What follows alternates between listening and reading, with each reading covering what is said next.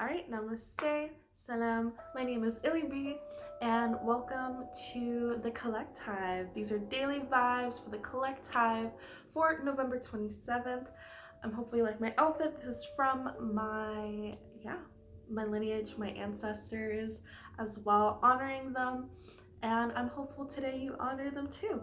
And every day, as we heal ourselves, we heal our ancestors as well. So no matter who your ancestors were, they need to be healed as well, and you're taking those steps. So be part of that change.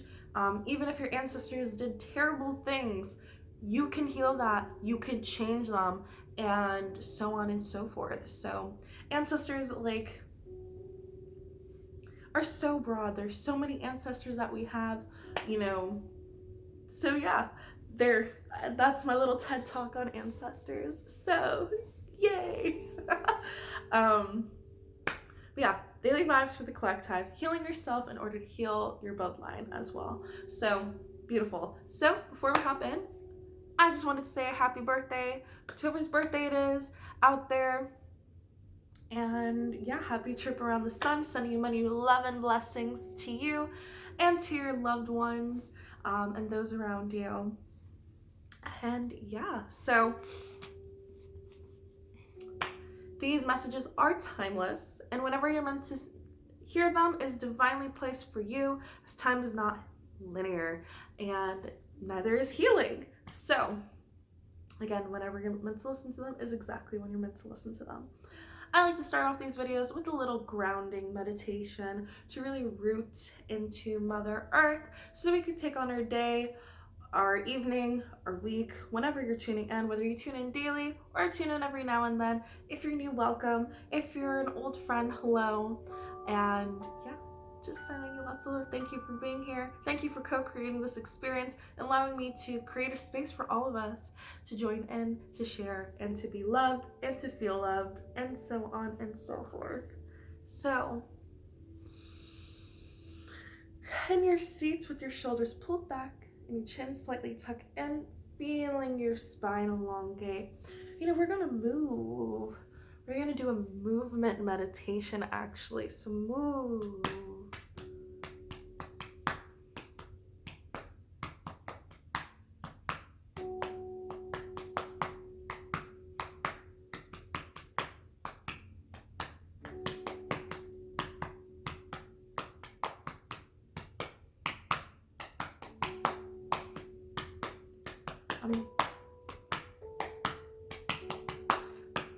I'm being guided to do a silent meditation with just beats. So before we begin, we're going to set the tone by envisioning golden white light around our space and into our rooms to really just feel that loving energy.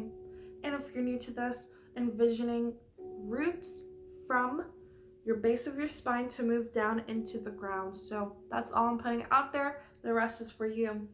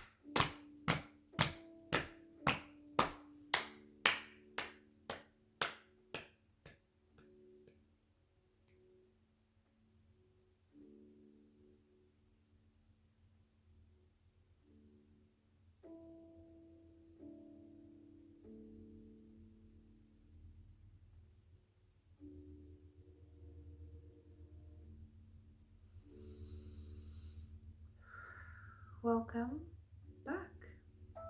Something new I just tried. Maybe the music in the background shouldn't have been there, but it's okay. It's a learning experience. Very beautiful. So I felt a pull on my right side as the yang energy. This is masculine energy of that drive. And honestly, the role of the yang energy is to create a safe space in order for the yang to flow and drive. So, either connecting with the father side, or that lineage possibly. But yeah, anywho, so we're gonna go ahead and start this book read, shall we, for November 27th. So, happiness. If you haven't been happy very young, you can still be happy later on, but it's much harder. You need more luck. We all carry influences and experiences from our childhood into our adult lives. Dysfunctional families are the norm for the society, and possibly the question is not, do we have something that needs to be worked out from our childhood? The appropriate question possibly is, what do we have to work on from the experiences of our childhood? The amazing thing about the human adventure is that no matter how horrendously awful our childhood was, as we work through it, we always find some memories of moments of happiness that have long since been forgotten. And no matter how perfect our family seemed on the surface, we always have some painful experiences to work through. True happiness does not come from a perfect childhood. Happiness comes from claiming our unique childhood and working through the lessons it holds for us. That is the tea. Wow, let me repeat that again. True happiness does not come from a perfect childhood. Happiness comes from claiming our unique childhood and working through the lessons it holds for us. So, yeah, just working through that. Again, we're going to ask the question. The appropriate question to ask is, what do we have to work on from the experiences of our childhood? So that's where inner child healing does come. And if we take the ancestral healing and inner child healing, they go hand in hand, because what was passed down to your parents was passed down from your ancestors, most likely.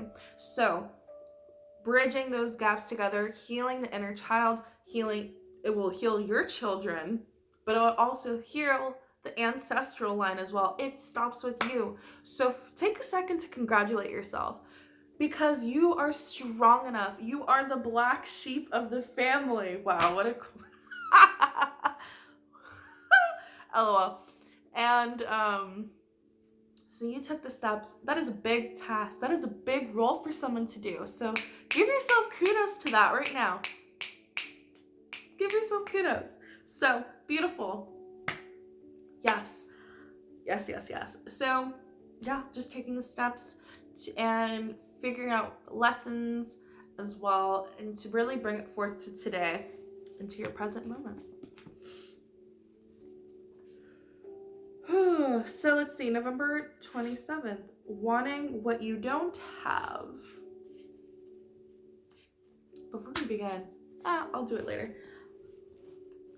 We live in a consumer society in which we are continuously told what we need through advertisements and through compromise to the people around us. As a result, we find ourselves always wanting more, taking a minute today to notice where this impulse manifests in your life. What do you long for that you don't have? Do you really need it? There is a big difference between what we need and what we want. We need shelter, food, health, and safety. We may want new possessions, professional success, and recognition, but we don't actually need those things. Ask yourself, is this something that I need, or is this something that I want? Elevate your answer and locate the source and attention accordingly.